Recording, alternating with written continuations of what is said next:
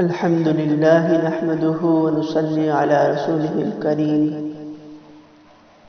قربانی کے حوالے سے ایک سوال ہے کہ خصی جانور کی قربانی کرنا ہی ضروری کیوں ہے؟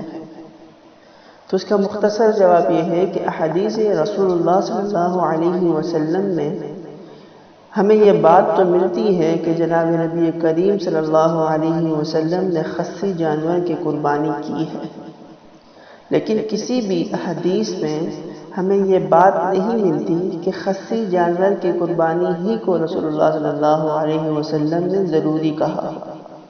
یہی وجہ ہے کہ فقہاء کرام فرماتے ہیں کہ اگر کوئی شخص خصی جانور کی قربانی کرتا ہے تو خصی جانور کی قربانی کرنا افضل ہے، نہ کہ ضروری۔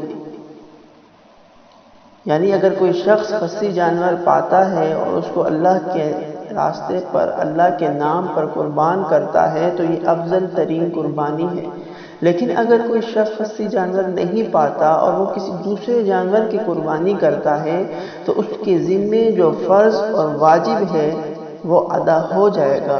اس سے اس کے فرض اور واجب کی ادائیگی میں کسی بھی طرح کا کوئی اثر نہیں ہوگا۔ اللہ رب العزت ہمیں اس پر عمل کرنے کی توفیق عطا فرمائے۔